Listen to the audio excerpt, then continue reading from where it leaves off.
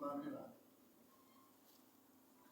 Et là, nous avons une approche de chaîne de valeur qui nous permet de pouvoir mesurer le type de production que nous avons et aussi la chaîne de valeur de certains types de production. Nous prenons aussi tout ce qui est agriculture familiale.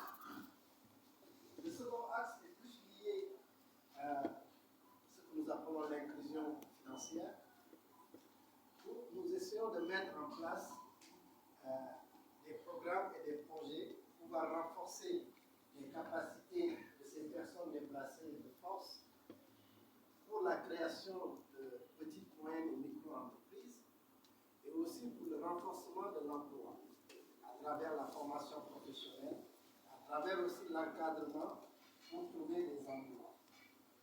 Et donc, notre objectif, c'est d'ici la fin de la stratégie, pour au moins la moitié des personnes déplacées que nous assistons puissent mener une vie qui n'est pas obligatoirement associée à une assistance alimentaire ou bien à une assistance humanitaire. Et c'est ça notre objectif. On veut qu'au moins 30% d'entre elles puissent être autonomes et puissent aussi ne plus dépendre de cette aide humanitaire. C'est ça notre objectif à long terme. Donc, à l'époque, quand la HCR intervenait, souvent c'est au début d'une intervention, c'est une urgence qui est là. Donc on essaie de satisfaire les besoins humanitaires. Mais de plus en plus, on se rend compte qu'il y a des réfugiés qui sont là depuis 20 ans, 40 ans. Donc est-ce que ces personnes ont toujours besoin d'une assistance humanitaire? Ce n'est pas probable. Et de plus en plus aussi, on se trouve dans des situations où on a moins de partenaires pour répondre à ces besoins humanitaires, on a moins de bailleurs de fonds pour répondre à ces besoins humanitaires. Donc de plus en plus, on prend tout ce qui est intégration socio-économique. Et c'est pour ça que notre approche se base sur les systèmes de marché. Parce que nous avons plusieurs personnes qui travaillent dans ce secteur financier. Et l'approche, c'est de renforcer le capital, de s'assurer que nos interventions aboutissent à des services, au renforcement de certains services, tout en respectant les règles et réglementations dans les pays où nous opérons. Et l'idée, c'est d'arriver à des résultats qui nous permettront d'avoir une croissance économique et que ces personnes déplacées de force soient des acteurs de développement dans les pays où ils seront installés. Mais tout ceci se heurte souvent à certaines barrières, comme l'accès limité au travail. Nous avons aussi souvent dans les zones d'accueil des niveaux de pauvreté très élevés. Comme je l'avais dit, si vous voyez la carte que j'avais projetée, la plupart des réfugiés en fait se trouvent dans les zones frontalières. Et souvent, c'est des zones où l'État n'a pas investi soit en infrastructure, soit aussi en termes de développement.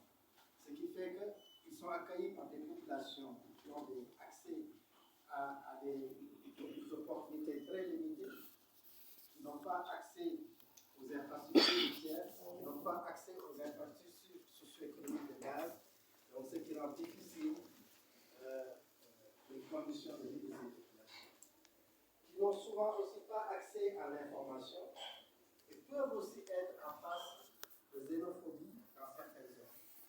Donc tous ces aspects-là créent des barrières pour s'assurer qu'on a un système de marché inclusif et que les personnes déplacées de force et les communautés d'accueil puissent avoir une meilleure inclusion économique et financière. Donc ce que nous faisons, c'est d'essayer de voir au niveau des règles et réglementations comment les lois, les normes ou bien les standards peuvent être, je peux dire, rendre meilleurs pour s'assurer que ces personnes puissent s'intégrer au niveau socio-économique. On va y revenir un peu plus en détail. Et comme je l'avais dit au départ, en fait, ça c'était notre approche traditionnelle, où on essayait de répondre à un besoin humanitaire dans le court terme et on essayait aussi de renforcer les partenariats humanitaires plutôt que de travailler avec des acteurs. Donc, ce qui faisait qu'on était focalisé sur certains types d'actions où on investissait. À l'époque, je peux vous dire que la chaire a même construit des centres de formation professionnelle dans certains pays au niveau des camps pour s'assurer que les réfugiés ont accès à ces centres de formation professionnelle.